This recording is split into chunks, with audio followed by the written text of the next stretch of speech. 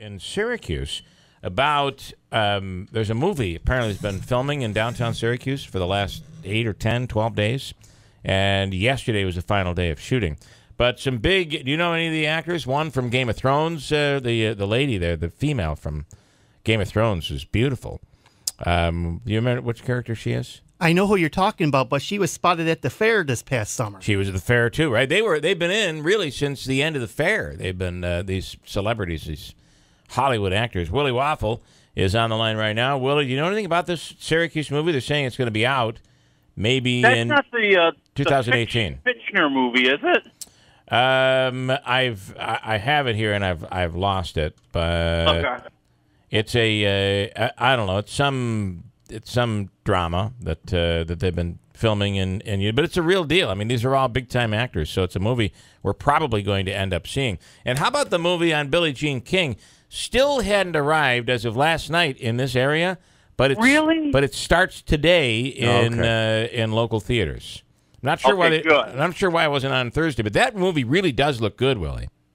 Oh, and it looks really great. You know, Emma Stone is getting a lot of attention for really, for this great acting performance that she puts in, where, like we talked about last week, you don't normally see this from her. You don't see her becoming transformed into a character. You usually see her as Emma Stone playing a role. And here, she's physically become more of a tennis player. She carries herself more aggressively like a champion would have to, who's out there fighting day after day for championships.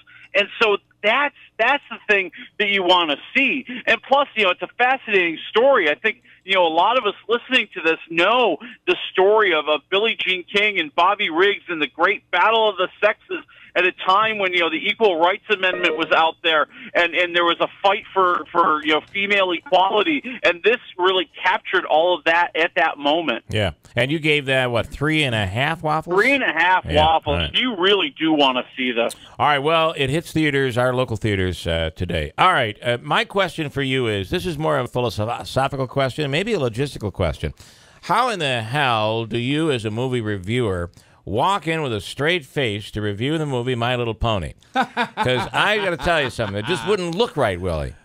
No, it never goes well. You always feel like an invader. You're waiting for the police to show up and just arrest you. And that's why I refused to see My Little Pony. I put my foot down. I can't do this to myself. Do you have any idea if this is worth, there are a lot of parents and grandparents out there that'd be like, well, I'd like to take my grandchild or daughter or son to see this movie. Any idea? Everything I've heard about it is that it's complete trash. That who needs sassy ponies? That's the problem with this movie. It doesn't have the love and the happiness and the sweetness. It's really more of a smart aleck movie, and that's not what they are. I have a feeling the bronies are going to be very, very upset. Manaski has an update on that movie being filmed in Syracuse. It is entitled. Oh, I just clicked on it. Natalie, is her name Natalie? The Game of Thrones actress. Yes. Natalie Dormer? Emmanuel. Natalie Emmanuel. And I think she is the more ethnic-looking lady that is next Miss to... Di? Is that her name? She's the one in Game of Thrones, Willie, that is next to Khaleesi there. She's very good. Yeah, she's beautiful. I know what you're talking about. She's I'm only in season 4, so be careful. Dark complexion a little bit there, which is an amazing contrast to Khaleesi's very light complexion. Who's also very beautiful. Lordy. It is a romantic comedy called Holly Slept Over, also starring Ron Livingston, known for his role in Office Space. All right. Willie, Blade Runner 2049. Yeah, the sequel that's been 35 years in the making, it makes you go, why? I mean, it's not that it's a bad movie. I mean, but, the original Blade Runner was really a cult hit.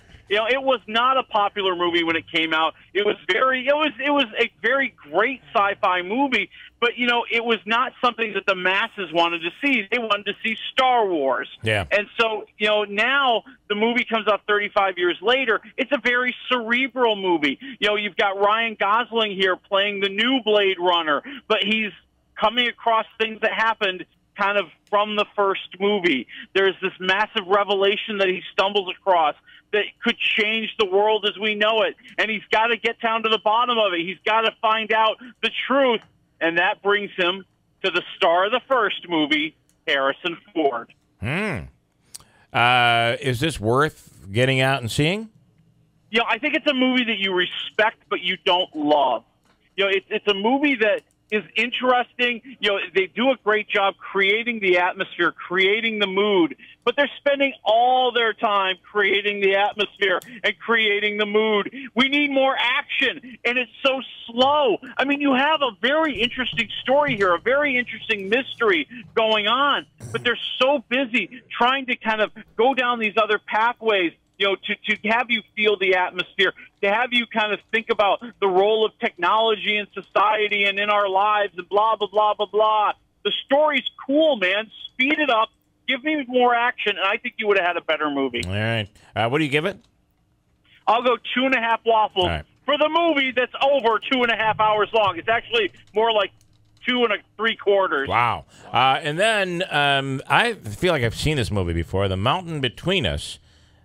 Strangers abandoned on a mountain after a plane crash. Do they eat each other? What happens here? No, they don't eat each other, but, you know, you're right. It does feel like a very familiar movie because it goes down all the familiar paths. You know, Idris Elba and Kate Winslet, of course, they're both beautiful people. They might kind of fall for each other while they're out there in the wilderness, surrounded by hungry animals, and they're struggling with the debate over whether or not they're going to climb down the mountain, or do they think they could stay up there with all the hungry animals and somebody will find them. And, of course, they're going to try to explore, and they're going to try to get off the mountain, and bad things will happen. You know, it's a great survival story, and I think, you know, I like kind of the feel of being on that mountain. You know, it looks amazing, but, you know, the romance, come on. And it's a little too familiar. How about 2 waffles for The Mountain Between Us? All right. But again, that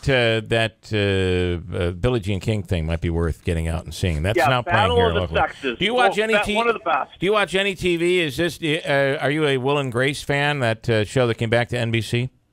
No, you know, never been a Will and Grace fan. You know, my TV watching. I was watching. If you guys ever want to talk about this, the whole thing about Lacey Peterson and her husband maybe just totally being completely railroaded for being convicted for her murder. That was a great series. All right, I got to look for that. They're doing another one about Chandra Levy coming up, which I'm looking forward to seeing. All right, you like the real life drama, so.